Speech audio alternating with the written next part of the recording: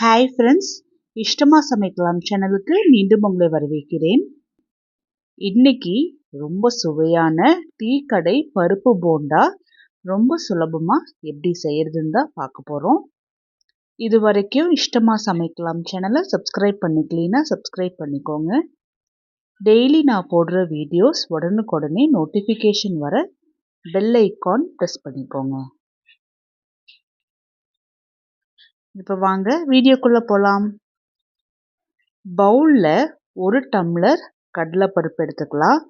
இதே டம்ளரில் 1/4 டம்ளர் உளுத்தம்பருப்பு.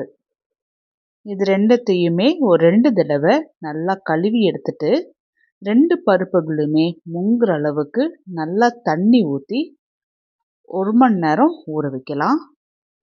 கடலைப்பருப்பை விட உளுத்தம்பருப்பு கம்மியாக போட்டோம் அப்படின்னா வடை நல்லா சாஃப்டாக இருக்கும், வெளியே நல்லா கிறிஸ்பியாக இருக்கும். 1 மணி நேரத்துக்கு அப்புறம் பார்த்தோம்னா 2 பருப்புமே நல்லா ஊறி வந்திருக்கு. இதை தண்ணி ஊற்றாமல் மிக்சியில் நல்லா அரைச்சி எடுத்துகிட்டு வந்துடுவோம். தேவைப்பட்டுச்சுன்னா கொஞ்சமாக தண்ணி ஊற்றிக்கோங்க. இதில் 3 நார்மல் சைஸ் வெங்காயம் சின்ன சின்னதாக கட் பண்ணி போட்டுக்கலாம். அதே போல் 3 பச்சை மிளகா அதையுமே நல்லா ரவுண்டாக சின்னதாக கட் பண்ணி போட்டுக்கலாம். ஒரு துண்டு இஞ்சி, 5 பல்லு பூண்டு ரெண்டுமே தட்டி போட்டுட்டு கொஞ்சமாக கருவேப்பிலையும் கை நடித்த கொத்தமல்லியும் நல்லா சின்ன சின்னதாக கட் பண்ணி தேவையான அளவுக்கு உப்பு போட்டு பருப்போடு சேர்த்து நல்லா கலந்துட்டுக்கலாம். இப்போ பிசையும் போதே நமக்கு தெரியும் மாவு நல்லா சாஃப்டாக இருக்கும்.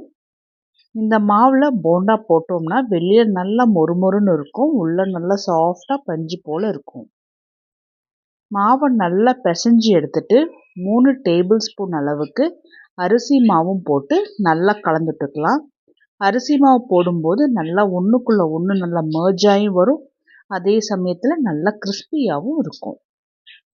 மாவை நல்லா பிசைஞ்சு எடுத்துக்கணும். மாவோட பதம் எப்படி இருக்கணும்னா இது போல் எடுத்து நம்ம போடும்போது அப்படியே விழுகிறது மாதிரி இருக்கணும். ஃப்ளோயிங் கன்சிஸ்டன்சியில் இருக்கக்கூடாது. விழுந்தாதான் நல்லா மொறுமொறுப்பாக எண்ணெய் குடிக்காமல் வரும். எண்ணெய் நல்லா சூடான உடனே மீடியம் டு ஹை ஃப்ளேமில் வச்சு சின்ன சின்ன போண்டாவாக மாவை போட்டுடலாம். மொதல் தடவை போடும்போது கொஞ்சமாக மட்டும்தான் போட்டுக்கிறோம். இது நல்லா முருகி வரும்போது எண்ணெயுமே நல்லா ஒரு பதத்துக்கு வந்துடும்.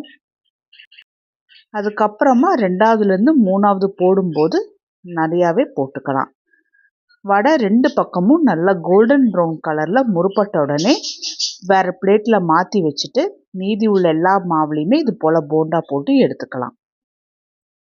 பெய்கிற மழைக்கு குழந்தைங்க ஸ்கூலுட்டு வரும்போது அவங்களுக்கு டீ காஃபியோடு இது போல் சுட சுட போண்டா செஞ்சு கொடுங்க. நீங்களும் நான் இந்த வீடியோவில் சொன்னது போலவே பருப்பு போண்டா செஞ்சு பார்த்துட்டு எப்படி வந்துச்சுன்னு எனக்கு கமெண்ட் பண்ணுங்கள். இந்த வீடியோ உங்களுக்கு பிடிச்சிருந்தா லைக் பண்ணுங்கள், உங்கள் ஃப்ரெண்ட்ஸ் எல்லாத்துக்கும் ஷேர் பண்ணுங்கள். இஷ்டமாக சமைக்கலாம் சேனலுக்கு சப்ஸ்கிரைப் பண்ணி கூடவே பெல் ஐக்கானையும் ப்ரெஸ் பண்ணிக்கோங்க. பை.